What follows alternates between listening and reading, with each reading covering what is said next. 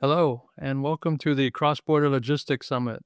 I'm Freightwaves reporter Noi Mahoney, and we're going to be talking about trucking delays at the border. And our guest is Ed Habe, Vice President of Mexico Sales and Services at Averitt. Ed, thank you for joining us. My pleasure, Noe.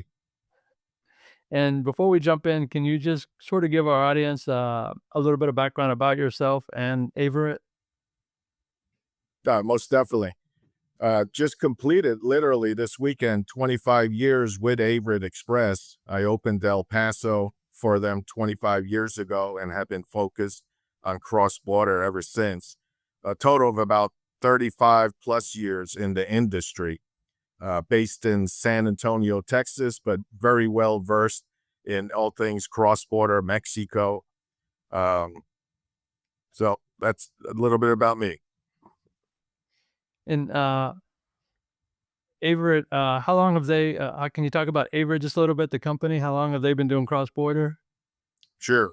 Well, Averitt is approaching 55 years of being in existence and over 25 years servicing customer needs south of the border with facilities between Santa Teresa, New Mexico, and El Paso, and Brownsville, Texas, and of course here at Laredo, where I'm at today. And sort of to give our audience just about, how important cross-border trucking is, I think, last year alone, there was 8 million trucks just between Mexico and the United States and another, I think, 4 or 5 million between the United States and Canada. So trucking is really, the lifeblood of, North American trade. But how how does a congestion or delays at the border impact the trucking industry? Majorly, Noe. A lot of customers here in the U.S. and Canada rely on goods coming from Mexico, whether raw materials or finished goods. Mexico continues to be the U.S.'s main partner, and Laredo, Texas, usually top three, if not number one, border crossing for materials moving between the two countries, but especially coming from Mexico to the U.S. So we're still very dependent on one another, U.S. on Mexico, for things to continue functioning on the U.S. side. That's right. I think it was over 800 million in trade between the United States and Mexico last year. And Mexico is, like you said, our number one trade partner. Laredo is usually number one or almost always number one every month in trade between, or the number one, international gateway for trade in the United States. So it's a So, it's important, can't be overstated. Laredo. no, Um, not at all. And even this year, with all the talk of tariffs, the amount of freight moving between Mexico and the U.S. has actually increased over same time last year. that's right. Yeah, Mexico continues to be our biggest trade partner every month this year so far. And Laredo continues to be either number one or close to number one every month for, international gateway. And I've read in the past that a rule of thumb for trucks crossing the US-Mexico border is to give that truck a 3 or 4 hour cushion in terms of, moving across the border for that shipment. Does that sound right, or is that still the case? It may have been last year, but definitely this year with the introduction of tariffs and the additional delays that's causing, I don't think that's enough cushion anymore. A general rule of thumb is if you want your freight to cross either into the U.S. or Mexico, is get your shipment to the border by the morning time. So by the afternoon, the customs paperwork is pretty much cleared, and you're arranging for crossing either southbound or northbound. But again, as things have been changing on a regular basis, the biggest delay that I've seen is related to customs, a little confusion maybe on what duties to pay, how to classify freight origin. That's a big one.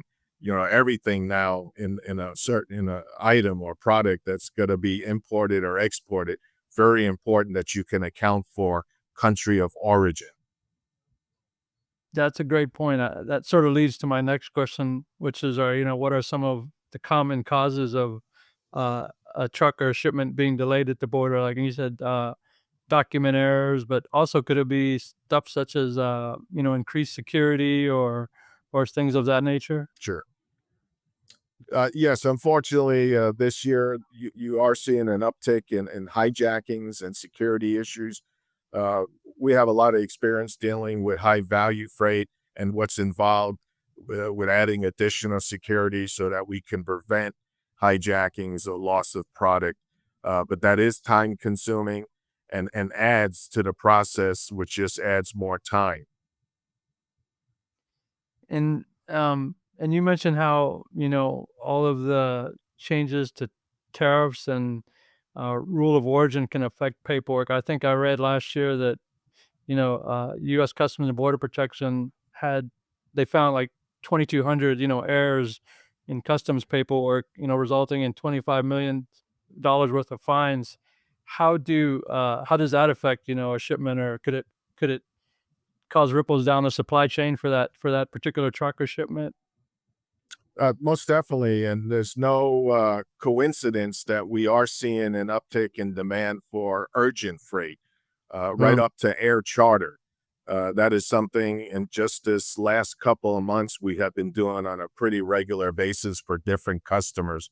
Air charters where they have their own aircraft flying from Mexico to the U.S. so that the manufacturing plant in the U.S. can keep running, or shipping raw materials into Mexico to keep that plant going to supply product for their customers. So most definitely. And, often when we think of delays, and I know me and you have talked about this before, Sure. is it delays usually just for trucks coming north from Mexico to the US, or is there ever delays, the other way as well? Is it usually just for trucks coming into the United States? I mean, definitely you could see delays in both instances, whether it's southbound or northbound. Again, southbound into Mexico, it's usually maybe raw materials that got hung up somewhere, but are very important to keep the production line going in Mexico. But I would say by and far, the larger delays are coming out of Mexico. And again, for many different reasons. The customs, tariffs, paperwork that are being changed almost on a constant basis, capacity issues. We've talked about this a lot, Noe. There's definitely usually a lot more freight coming out of Mexico than into Mexico. So capacity, availability of trailers to load up your freight can be an issue, especially end of the month, end of the quarter. Yeah, it's a great point.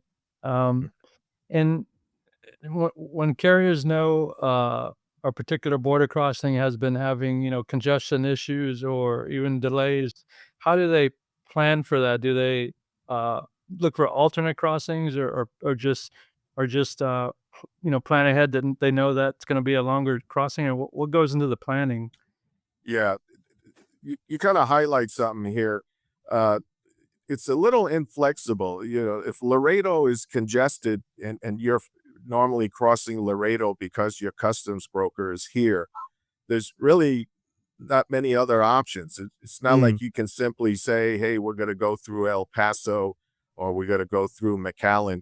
And you got to be set up for that in advance. And a lot of people aren't. If they're crossing Laredo, they're basically set up for Laredo. Their custom brokers here, the carriers that they utilize are carriers that are probably focused on Laredo and don't offer services to other borders.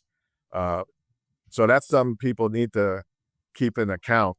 Uh, be flexible and have options just in case. I've seen weather issues shut Laredo down, and freight just sat because customers were not set up to go through other borders other than Laredo. So they really didn't have many options.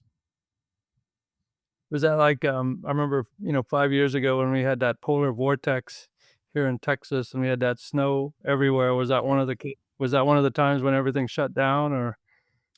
I'm thinking even further back, there was actually some flooding on the Mexican side, and the main artery getting into Laredo was basically shut off for a couple of days. And then we had some kind of windstorm that took out uh, one of the bridges, and that caused a lot of havoc as well. And those two are just perfect example of weather-related incidents that impacted the crossings. Mm. I remember that windstorm. I think I actually wrote about it. Yes, Um, yes, and for carriers doing, cross-border shipments, do they need any, special authorities for international shipments, or do they need, CT-PAT certified? What do carriers, need to have to be able to do this? well, definitely, CT-PAT is something you want to have. That will help the process, restrict maybe the number of inspections that you would have to go through, so that would help speed things up. Uh, there's a long list of different uh, certifications that carriers aim to have fast, related to narcotics. Is another one on the Mexican side, OEA, which is kind of like the Mexico version of CT-PAT. So the more certifications and the more carriers that you work with that are certified, the better off your supply chain. Yeah, and that sort of leads to, my next question, sort of last question is, what should shippers look for in, reliable cross-border carriers? Some of those certifications are certainly some things that, they wanna Sure, make sure that carrier has, but what from your experience, what should shippers be asking carriers to make sure, they're the sure. right carrier for the job? Well, like we just said, certain certifications is a no-brainer. That the more the better. Experience. I highlighted the fact that we've been servicing Mexico now over 25 years. I would imagine that we built up some expertise over time with Mexico cross border. So definitely experience and knowledge of the market. Strong partner network. Averitt has many partners, over 100 now, all modes. So that allows for flexibility. For the most part, people are used to shipping over the road on a trailer to and from Mexico.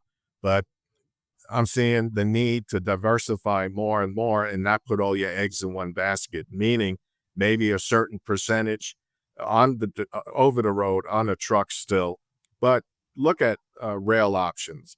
Look at maybe pool distribution right at the border, maybe even ocean. There's certain harbors that you can maybe take advantage of with or ports in Mexico to get freight to and from the United States. So the more you're diversified, the more out of the box thinking, and the more vetting you're doing of your potential partner carriers, the better you are.